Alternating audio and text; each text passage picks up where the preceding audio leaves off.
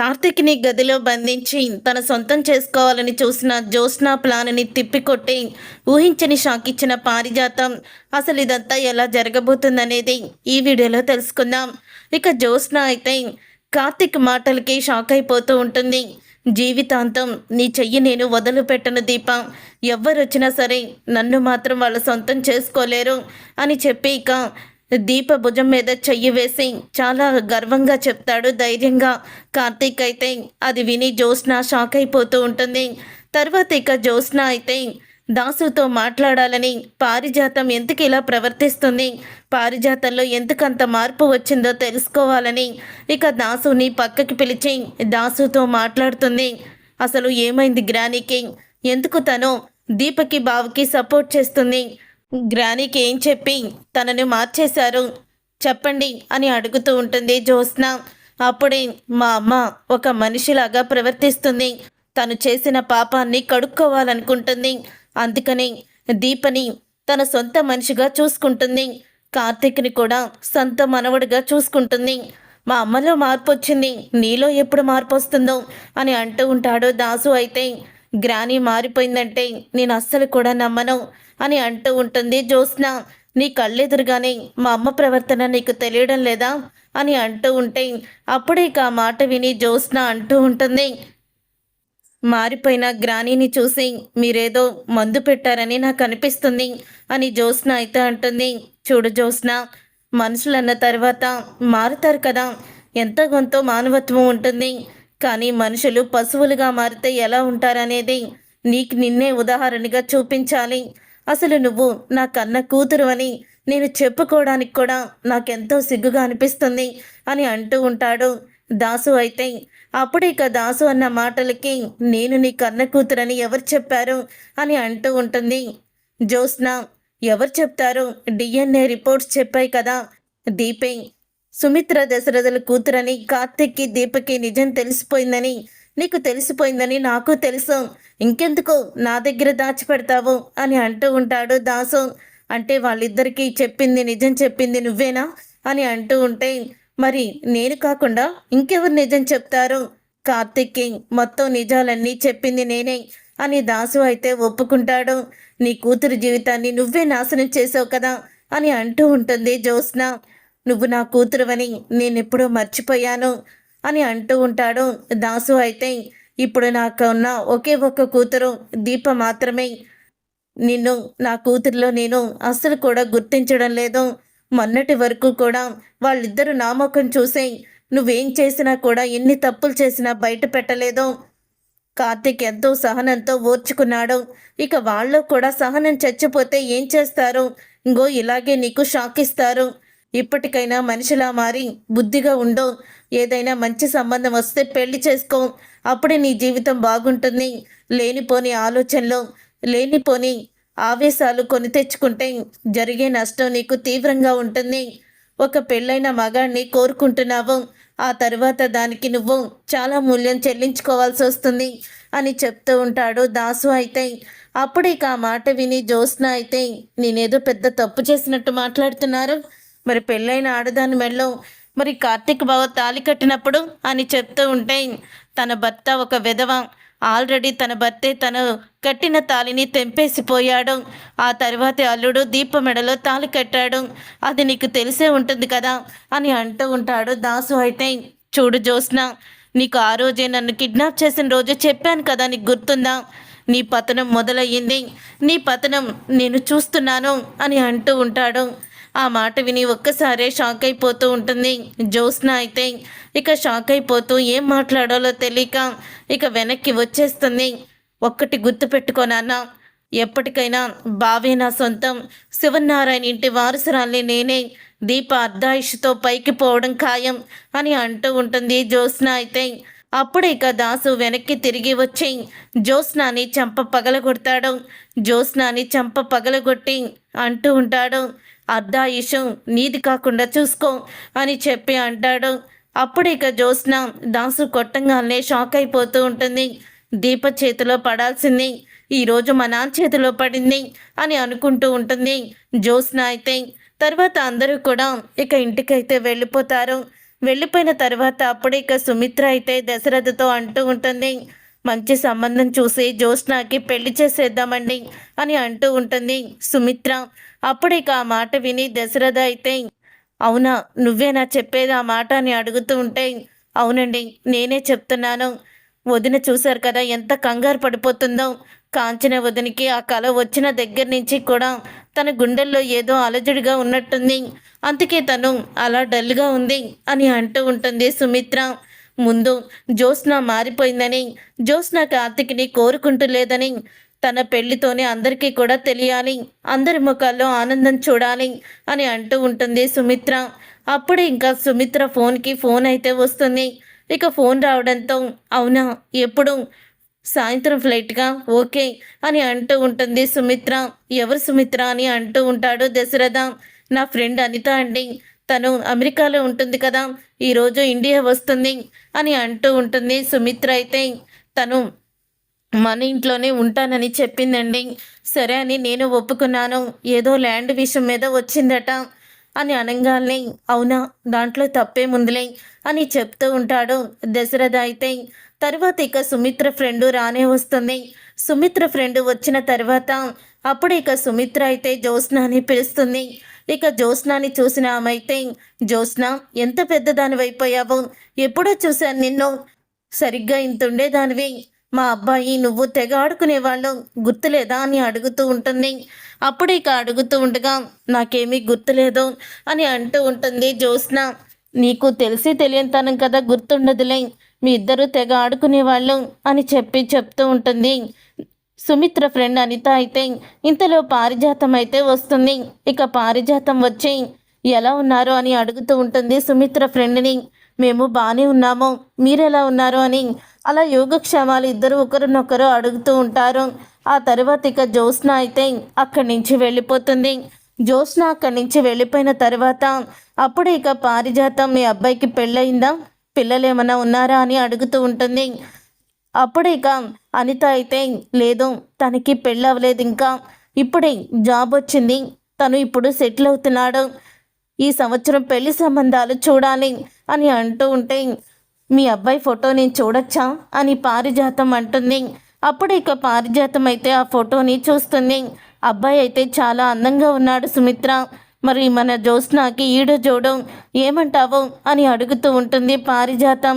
అప్పుడు ఇక ఆ మాట విని ఒక్కసారి షాక్ అయిపోతూ ఉంటుంది సుమిత్ర ఫ్రెండ్. అయితే షాక్ అయిపోతూ, ఏం మాట్లాడుతున్నారు, మా అబ్బాయిని ఇంటి అల్లుడిగా చేసుకుంటారా, అది జరగని పని అని అంటూ ఉంటుంది సుమిత్ర ఫ్రెండ్. అయితే ఎందుకు జరగదే, ఎందుకు అలా అనుకుంటున్నావు, ఎందుకంటే మీకన్నా మేము చాలా రిచ్ తక్కువ, అలాంటప్పుడు నువ్వు మా ఇంటికి కోడలుగా నీ కూతుర్ని ఎలా పంపిస్తావు, కానీ నా మనసులో అదే ఉంది, అదే ఆలోచన ఉంది, కానీ ఆ ఆలోచనని నేను నీకు చెప్పలేకపోయాను అంతే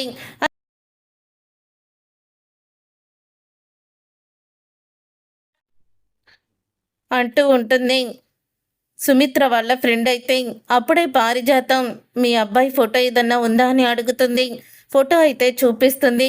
తనే మా అబ్బాయి, తను అమెరికాలో పనిచేస్తున్నాడు, అక్కడే జాబ్ చేస్తున్నాడు, కంపెనీ పెట్టుకోవాలని వాడికి చాలా కోరిక, చాలాసార్లు కూడా నేను మా ఆయన ఇదే డిస్కషన్ చేసుకున్నాము. శివనారాయణ గారు ఇండియాలోనే కంపెనీని పెట్టి చాలా పైకొచ్చి కష్టపడి పైకొచ్చిన మనిషి, అలాగే ఇండియాలోనే పెట్టుకుంటే బాగుంటుందని మేము అనుకుంటున్నాం. అంతే, ఆ భగవంతుడు ఎక్కడ రాసి పెడితే అక్కడ. చూడు సుమిత్ర, మీ స్థాయికి మేము తగవని అడగడం లేదు, కానీ జ్యోత్స్న లాంటి కోడలు మా ఇంటికి రావాలని మేము కూడా కోరుకుంటున్నాము అని అంటూ ఉంటుంది. అప్పుడే ఇక అబ్బాయి ఫోటోని చూసిన సుమిత్ర అయితే, ఈ ఫోటోని మా ఆయనకి, మా మావయ్య గారికి అందరికీ చూపించి వాళ్ళ అభిప్రాయం కూడా అడుగుతాను అని అంటూ ఉంటుంది సుమిత్ర. అయితే ఇక అందరినీ కూడా అడుగుతారు. అందరూ కూడా, డబ్బుదేముందమ్మా, మాకు ఒక్కగానొక్క మనవరాలు, ఇది కోట్ల ఆస్తి, అలాగే కంపెనీని కూడా మా మనవడి చేతిలో పెట్టేస్తాము, అదే మా మనవరాల్ని పెళ్లి చేసుకోబోయే అతనికి ఇక పెట్టేసి మా బాధ్యతలు మేము అంతా కూడా దించేసుకొని సంతోషంగా ఉంటాము. మేం కూడా ఒక బిజినెస్ మ్యాన్ గురించే ఎదురు చూస్తున్నాము. జ్యోత్స్న పెళ్లి చేయడానికి సంబంధాలు ఎన్నో వస్తున్నాయి, కానీ మేమే కాదనుకుంటున్నాము అంటూ ఇక శివనారాయణ జ్యోత్స్న గురించి అయితే చెప్తాడు. ఆ మాట విని అయితే మా అబ్బాయిని నేను అమెరికా నుంచి రమ్మంటాను, వచ్చిన తర్వాత అన్నీ మాట్లాడుకుందాము అని అంటూ ఉంటుంది. అనిత అయితే మాట్లాడుకుందామంటే కట్న కానుకల గురించా అని సుమిత్ర అడుగుతూ ఉంటే, అలా అంటున్నావేంటే సుమిత్ర, అలాగేం కాదు, మేము పెట్టాల్సినవి ఏవో ఉంటాయి కదా పెళ్లి కుదిరిన తర్వాత, అవి నేను చెప్పేది. అయినా అమ్మాయి అబ్బాయి ఇద్దరు ఒకరినొకరు చూసుకొని మాట్లాడుకొని ఇష్టపడితేనే ఈ పెళ్లి చేసేది అని అంటూ ఉంటుంది సుమిత్ర ఫ్రెండ్ అయితే. ఇక సుమిత్ర అలా ఫ్రెండ్ అలా చెప్పడంతో అందరూ కూడా ఆనందంగా ఉంటారు. ఈలోగా పారిజాతం అయితే ఇక జ్యోత్స్న గదికి అబ్బాయి ఫోటోని తీసుకొని వెళ్తుంది. అప్పుడే ఫోటోని బెడ్ మీద పెడుతుంది. ఆ ఫోటోని చూసి జ్యోత్స్న అయితే ఎవరు వీడు అని అడుగుతూ ఉంటే, ఎవరు వీడా, అసలు ఆ నోటికి మర్యాద కూడా అండం కూడా తెలీదా, మర్యాదగా మాట్లాడడం, ఒకరి గురించి మాట్లాడేటప్పుడు వాళ్ళ గురించి మర్యాదగా మాట్లాడడం నీకు తెలీదా అని అడుగుతూ ఉంటే, అప్పుడే ఇక ఆ మాట విని అసలు ఇంతకీ ఈ సోదంతా ఎందుకు, ఎవరతను అని అడుగుతూ ఉంటుంది జ్యోత్స్న. నీ కాబోయే భర్త అని అనగానే ఒక్కసారి జ్యోత్స్న షాక్ అయిపోతూ ఉంటుంది. ఏం మాట్లాడుతున్నావు, నాకు కాబోయే భర్త ఏంటి అని అడుగుతూ ఉంటుంది జ్యోత్స్న. అయితే ఇప్పుడే అమెరికా నుంచి మీ అమ్మ వాళ్ళ ఫ్రెండ్ వచ్చింది, వాళ్ళ అబ్బాయి బిజినెస్ మ్యాన్ అట, ఇండియాలోనే కంపెనీని పెట్టాలనుకుంటున్నాడంట. కానీ మీ తాతయ్య మీ నాన్న మన జ్యోత్స్న రెస్టారెంట్ చూసుకుంటే సరిపోతుందని చెప్పారు. కానీ అతను ఏదో కంపెనీయే పెట్టాలని అనుకుంటున్నాడు. ఇప్పుడు వాళ్ళ సంబంధమే మీకు ఖాయం చేస్తున్నారు, దాదాపు ఖాయం అయిపోయినట్టే. నువ్వేమో మా బావ లాంటి వాడే కావాలన్నావు కదా, కార్తిక్ గళ్ళలాగే బిజినెస్ మైండ్ ఉన్నవాడే అని చెప్తూ ఉంటే, అప్పుడే జ్యోత్స్న అయితే ఆ ఫోటోని విసిరి కొడుతుంది. నువ్వు వేరే అబ్బాయిని పెళ్లి చేసుకోవడం తప్ప నీకు ఇంకో ఆప్షన్ లేదులేవే, ఎన్ని చిందులు వేసినా ఎన్ని నాటకాలు వేసినా ఇక నీ నాటకాలు చెల్లవు అని చెప్తూ ఉంటుంది పారిజాతం. తర్వాత ఇక పారిజాతం అన్న మాటలకి, గ్రాని నువ్వు నా గురించి తక్కువ అంచనా వేసావు కదా, నా గురించి నువ్వు తక్కువ అంచనా వేసి ఇప్పుడు నన్ను వేరే అబ్బాయిని పెళ్లి చేసుకోమని సలహా ఇస్తున్నావు, అంత ఈజీగా జరగదు గ్రాని, చూస్తూ ఉండు నేనేం చెయ్యబోతున్నాను అని అంటూ ఉంటుంది జ్యోత్స్న. తర్వాత ఇక జ్యోత్స్న అయితే ఫోన్లో మాట్లాడుతుంది. రే అన్నీ సిద్ధంగా ఉంచారా అని అడుగుతూ ఉంటే, అన్నీ సిద్ధంగానే ఉన్నాయి అని అంటూ ఉంటాడు అవతల వ్యక్తి అయితే. అప్పుడు ఇక జ్యోత్స్న అయితే నేను 1 గంటలో బయలుదేరుతున్నాము, అంతా మనం అనుకున్నట్టే జరగాలి, రూమ్ నెంబర్ తెలుసు కదా అని అంటూ ఉంటుంది జ్యోత్స్న. తెలుసు మేడం, 444 రూమ్ నెంబర్ గుర్తుపెట్టుకోండి అని చెప్పి అంటుంది. సరే మేడం అని అవతల వ్యక్తి అంటాడు. జ్యోత్స్న ఏంటి బయలుదేరుతున్నాను, రూమ్ నెంబర్ ఇవన్నీ చెప్తుంది. అసలు ఏమై ఉంటుంది, ఎక్కడికి వెళ్తుందని పారిజాతం అనుకుంటూ ఉంటుంది. తర్వాత జ్యోత్స్న కిందకి వచ్చి రా బావా వెళ్దాం అని అంటూ ఉంటుంది జ్యోత్స్న. అప్పుడు ఇక కార్తీక్ అయితే పద వెళ్దాం అని అంటూ ఉంటాడు. అదే పెద్ద మేడం గారండి వెళ్దాం అని కార్తీక్ అంటాడు. అప్పుడు ఇక దీప వైపు నవ్వుతూ చూస్తుంది. బావా తొందరగా వచ్చేసాయి, నీకోసం ఈరోజు కోడికూర వండుతున్నాను అని అంటూ ఉంటుంది దీప. వచ్చేస్తాను మరదలా, ఎందుకు నా గురించి ఏమీ నువ్వు ఆలోచించుకో అని అంటూ ఉంటాడు కార్తీక్ అయితే. తర్వాత ఇక దీప దగ్గరికి వెళ్ళి జ్యోత్స్న అంటూ ఉంటుంది, ఈ రోజుతో బావ నా సొంతమైపోతాడు అని అంటూ ఉంటే, ఆల్ ది బెస్ట్ జ్యోత్స్న అని దీప అంటుంది. దీప మాటలు మైండ్ పోతాయి జ్యోత్స్నకి. బావ నా సొంతం అంటే ఈ దీప ఏంటి ఆల్ ది బెస్ట్ జ్యోత్స్న అని నాకు ఆల్ ది బెస్ట్ చెప్తుంది అని అనుకుంటూ ఉంటుంది జ్యోత్స్న. తర్వాత ఇక జ్యోత్స్న అలాగే కార్తీక్ ఇద్దరు కూడా బయలుదేరుతారు. ఎక్కడికి పెద్ద మేడం వెళ్ళేది అని అడుగుతూ ఉంటాడు కార్తీక్ అయితే.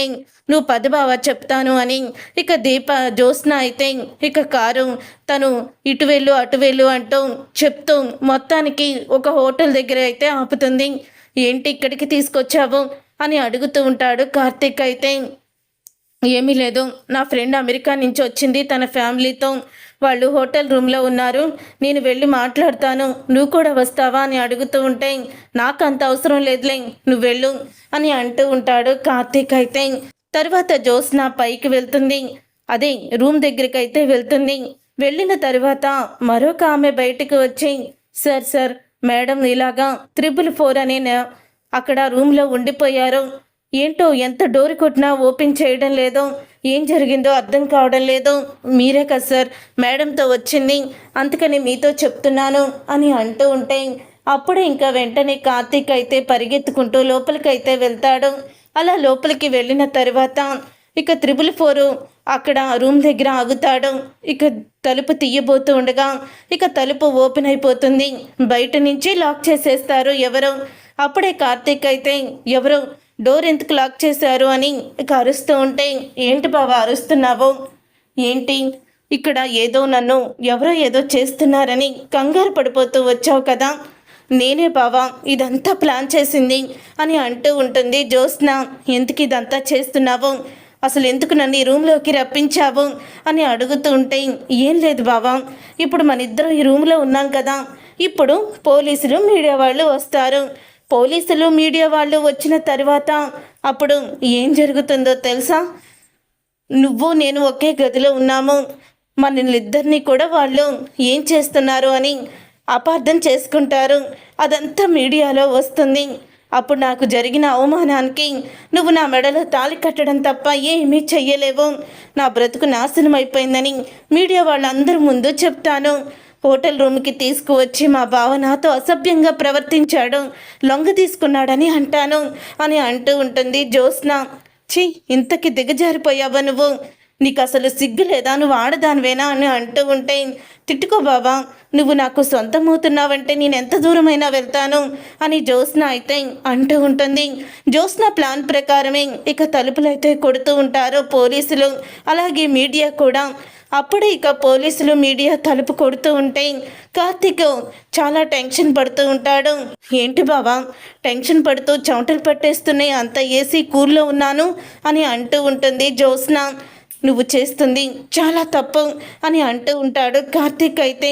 లేదు, నేను ఇప్పుడు చేసేదే కరెక్టు అని అంటూ ఉంటుంది జ్యోత్స్న. అప్పుడే ఇక కార్తీక్ అయితే మొత్తం కూడా ఏం జరుగుతుందో అని టెన్షన్ పడిపోతూ ఉంటుంది. ఇంతలో ఇంకా తలుపు అయితే ఓపెన్ చేసేస్తుంది జ్యోత్స్న. ఎదురుగుండా పోలీసులు మీడియా వాళ్ళు ఉంటారు. అక్కడ కాంచనకి ఇటు దీప సుమిత్ర వీళ్ళందరూ కూడా టీవీలో లైవ్ చూసేలాగా చేస్తుంది. అందరూ కూడా రూమ్లో నుంచి బయటికి వచ్చిన కార్తీక్ దీపని మీడియాలో చూసి షాక్ అయిపోతూ ఉంటారు. అసలు మీరు ఇక్కడ ఏం చేస్తున్నారు అని అడుగుతూ ఉంటే అప్పుడు ఇక జ్యోత్స్న అయితే అది అది అని ఇక ఏడుస్తూ ఉంటుంది. అప్పుడే కార్తీక్ అయితే ఏం లేదు, తను నా మరదలు ఇక్కడ ఫ్రెండ్ని కలవడానికి వచ్చింది అంతే, అంతకు మించి ఏం జరగలేదు అని కార్తీక్ అంటాడు. ఒక పక్క అమ్మాయి ఏడుస్తుంటే మీరేంటి ఏదో స్టోరీలు చెప్తున్నారు, మీ ఇద్దరే గదిలో ఉండి ఏం చేస్తున్నారు అని అడుగుతూ ఉంటాడు ఇన్స్పెక్టర్ అయితే. అప్పుడే ఏం చేస్తున్నారమ్మా, ఏం జరిగిందని అంటూ ఉంటే నేను ఏమీ చెప్పలేను అని అంటూ ఉంటుంది జ్యోత్స్న. అప్పుడు ఇక కార్తీక్ అయితే ఏమీ జరగలేదు మీరు అనుకున్నట్టు అని అంటూ ఉంటాడు. ఒక ఆడపిల్ల జీవితాన్ని నాశనం చేయాలనుకున్నావా, మరి ఇప్పుడు ఆ అమ్మాయి పరిస్థితి ఏంటి, ఇప్పుడు నీతో రూమ్లో దొరికిపోయింది, అందరూ కూడా నీకు అమ్మాయికి మధ్య సంబంధం ఉందంటారు, రేపు అమ్మాయికి పెళ్ళి ఎలా అవుతుంది అని అంటూ ఉంటే అప్పుడు ఇక అందరూ కూడా చాలా షాక్ అయిపోతూ ఉంటారు. ఇక ఇంతలో దీప కళ్ళు తిరిగి పడిపోతుంది. దీప కళ్ళు తిరిగి పడిపోవడంతో సుమిత్ర షాక్ అయిపోతూ దీప అమ్మ దీప అని అంటూ ఉంటుంది. ఆ తర్వాత ఇంకా పోలీసులు ప్రశ్నల మీద ప్రశ్నలు వేస్తూ ఉంటే ఎక్స్క్యూజ్ మీ అంటూ లోపల నుంచి బయటకు వస్తుంది పారిజాతం. ఇక పారిజాతం లోపల నుంచి బయటికి రావడం చూసి జ్యోత్స్న షాక్ అయిపోతూ ఉంటుంది. ఇక కార్తీక్ అయితే ఇక అక్కడే విజిల్ అయితే వేసేస్తాడు గట్టిగా. సూపర్ ఎంట్రీ పారు, నువ్వు సూపర్ నువ్వు అని అంటూ ఉంటాడు. థ్యాంక్స్ మనోడా. ఏంటి ఇన్స్పెక్టర్ ఏదో అడుగుతున్నారు, వీళ్ళిద్దరు గదిలో ఉండి ఏం చేస్తున్నారు, ఆడపిల్ల జీవితం నాశనం అయిపోయింది ఏదో చెప్తున్నారు కదా మీరు అని అంటూ ఉంటుంది పారిజాతం. అది మేడం ఏంటంటే అంటే వీళ్ళిద్దరూ గదిలో ఉన్నారని, ఈ అమ్మాయిని ఇతను బలవంతం చేయబోతున్నాడని మాకు ఇన్ఫర్మేషన్ వచ్చింది, ఇదే రూమ్లో ఉన్నట్టు కూడా చెప్పారు, అందుకని అని అంటూ ఉంటే మరి మీడియా మీరెందుకు వచ్చారు అని అడుగుతూ ఉంటుంది పారిజాతం. ఆయనకి ఎలా చెప్పారో మాకు అలాగే చెప్పారు అని అనగానే మీకు ఎవరో రాంగ్ ఇన్ఫర్మేషన్ ఇచ్చారు, రూమ్లో ఉంది వీళ్ళిద్దరే కాదు, నేను కూడా ఉన్నాను. నన్ను మీ కళ్ళ ముందే లోపల నుంచి వస్తాను చూశారు కదా, మరి ఇంకా వీళ్ళిద్దరి మధ్య ఏదో సంబంధం ఉందని మీరు అనుకుంటారా అని అంటూ ఉంటే, మరి ఆ అమ్మాయి సమాధానం చెప్పకుండా ఎందుకు ఏడుస్తుంది అని అంటూ ఉంటే, మీరు ఇలాగా రెడ్ హ్యాండ్గా పట్టేసుకొని లైవ్లో వీళ్ళిద్దరిని అందరూ చూసేలాగా మీరు వాళ్ళకి సంబంధం ఏంటి, వీళ్ళు మీ ఇద్దరికి ఉన్న రిలేషన్షిప్ ఏంటి, ఈ అమ్మాయి జీవితం మీరు నాశనం చేసేశారు అని ఒక ఆడపిల్లని మీడియా ముందు ఒక లైవ్లో చూపిస్తూ ఇలా మాట్లాడుతుంటే ఈ ఆడపిల్లకి నోరు లెగుస్తుందండి. చెప్పండి, పాపం అలా ఏడుస్తూనే ఉంది పిల్ల బాధ భరించలేక. మీకు తెలుసో లేదో నాకు తెలీదు, తన పేరు జ్యోత్స్న, వీడి పేరు కార్తీక్. వీళ్ళిద్దరూ నా మనవళ్ళే. అంటే తను కొడుకు కూతురు, వీడేమో కూతురు కొడుకు. Jyotsna restaurant company వీళ్ళదే.